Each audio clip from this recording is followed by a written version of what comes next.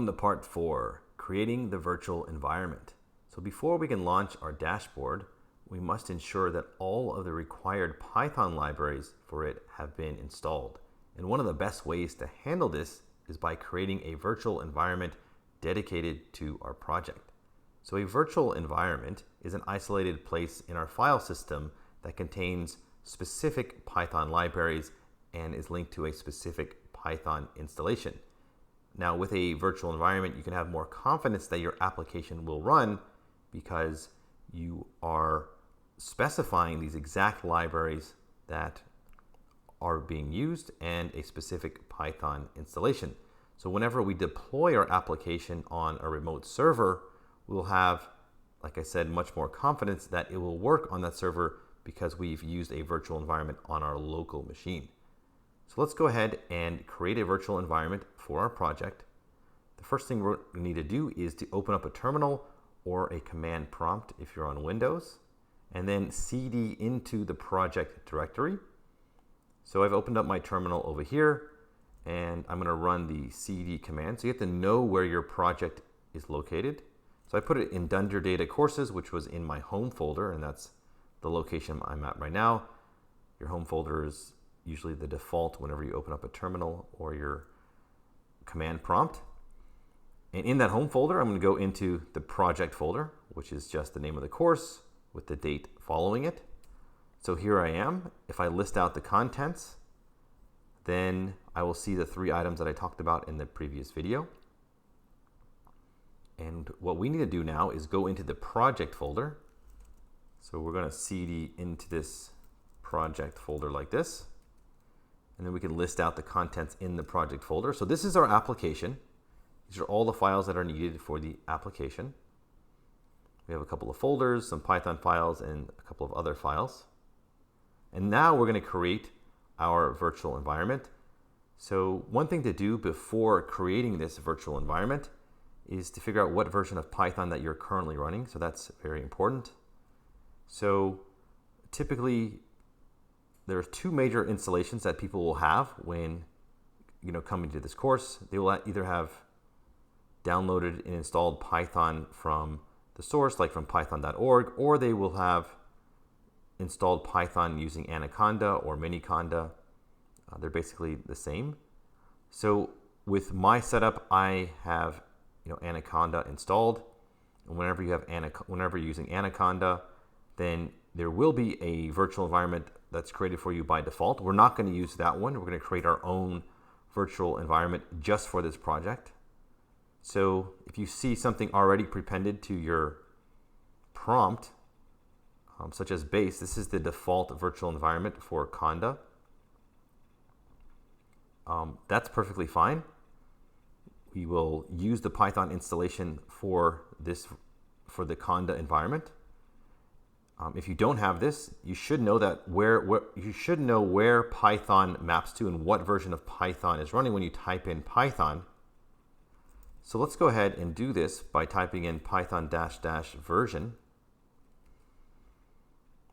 And for me, this is running Python 3.8. For the project, you need to have Python 3.7 or above. So if you don't have Python 3.7, you should upgrade to it. The project will actually also work with Python 3.6, but it's best to upgrade to 3.7 regardless. Others will have their main Python installation mapped to Python 3, and I have that as well. It's just it's the same exact command. Actually, they're just pointing to the same executable, just with a different name. So yours might be Python 3 or Python. The main thing is that whenever you type in the word Python or Python 3, sometimes it's like Python 3.8, it could be specific like that. There's different commands that you can run to use a specific version of Python. As long as you have Python 3.7 or above, then you should be good to go. And it doesn't matter if you're using Conda or just using whatever other installation of Python. The important thing is that this command, Python or Python 3, is Python 3.7 or above. Okay, so now that we have that, we're going to run this command right here. So we're just going to follow these steps over here. So I can copy and paste these steps. So this will create the virtual environment using venv. So this is a Python module, venv. And running this command will run it as a script. So this -m stands for module. Venv is part of the standard library. So it will come installed with most Python installations.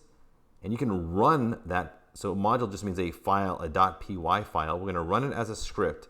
We're going to pass it in this variable name, which will be used for the folder name that will result. And then it'll link to this Python installation. So whatever Python installation that is, it'll be linked to it. So ours will be linked to the 3.8. We're not going to install Python from scratch. We're going to use the Python installation that's already on your machine. So you have to have Python 3.7 or above, and it must be mapped to either this Python or Python 3, command. Okay, so I'm going to just run this, and it should just take a couple of seconds to create. And now when I do ls, I see that I have a new folder here, dashboard_venv. So that's where the virtual environment is. Now for Conda users, you will still be in your base environment. And what you can do here is you can deactivate it, although it's not even strictly necessary. But just to go back and get rid of this, we can write it conda space deactivate. For the regular Python users that are not using conda, you can just ignore this. So we're out of the conda environment. That means our Python will not be mapped. It'll just be mapped. You might not have Python on your machine elsewhere. For me, there's a system Python because I'm running a Mac, and Macs ship with Python. You never want to use this version. This is just for the system itself, and you can really do some harm if you use the Python that's shipped with your Mac. So anyways, what we did was we linked to this Python over here, which was part of our Conda environment, the Conda base environment. All right, so we're not going to use this. We are now going to activate our virtual environment, this dashboard venv. So the way to activate it is by running this command.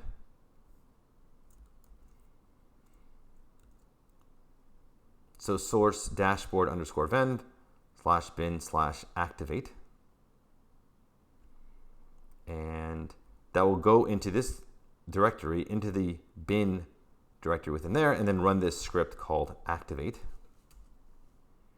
And once you do that, you'll see that dashboard_venv will be prepended to your path, indicating that we are now in the we've activated our virtual environment. And then running python -- version again should show you that now this is Python 3.8. So under the covers, we are linking to that Python 3.8 from the Conda environment, but we're not going to use any of the libraries in that environment. It's just the Python executable. That's all we are linking to over here. So we're not doing a whole new installation of Python. We're simply linking to a prior existing installation of Python. All right, now, whenever you create a virtual environment, you will have the package manager installed, and maybe we should just go ahead and look inside the virtual environment. Just list the contents of dashboard venv like this, so you can see what's inside our environment. So there are some executables over here in this bin directory. The third-party libraries, which we will install in a second, will go in this lib directory. So if we want to, we can actually look at all of these executables in here. And you can see here that you do get this activate script that will do the activation. So that's what we just ran. Pip is the Python package manager. So we're going to use this in a second. And then you have access to Python, also Python 3. It's the same exact thing. Okay, so we're still in our project directory. We've activated our virtual environment. There are no third-party libraries in here, so our dashboard will certainly not run right now. So one thing that you can do is just to make sure the version of pip is upgraded to the most current version, just for this environment. So pip is the package manager, but it's also a Python package, and you do have it installed. This install is deceiving. It's not going to install this. It's the dash uppercase U that stands for upgrade. So we're going to upgrade this, and it might already be at the most up-to-date version. But as you can see here, it did get a small upgrade. This is just to ensure that whatever version of pip that you did originally have on your machine is now upgraded to the latest version for this particular project. There's one other package that we're going to install here. This wheel package, this helps install Python library binaries. So if you don't run this, you'll still be able to install the requirements, but it'll just take a different path to install them. This just makes the installation easier. So this is just a small library that will get installed immediately. Okay, so we just installed that. And now what we're going to do is to install all of the actual requirements for our project. So they are listed in this requirements.txt file. So if we just, on Mac and Linux machines, if you use the command cat, you can actually just list out all of the files or all the content to the standard output. So here are all the libraries that will get installed in the specific versions. So as you can see, this helps us ensure that, all right, whatever, we are going to use these specific versions, and this will give us more confidence that our application will work regardless of which machine it is run on. So these are all the libraries that are necessary for our application. And so to install all of these libraries, this is how you do that with this pip install -r. So I'll just go through here one by one and install all of these. Let's go ahead and execute this. I've already installed these before, that's why it's going pretty fast. It says cached. So it does remember or just hold on to previous installations in a cache directory. If you've never installed them, it will take a little bit longer. It will have to go online and download them. So it still takes some time to install everything.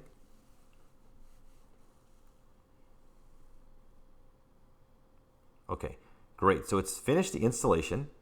And now what we can do is I can show you where these libraries are located.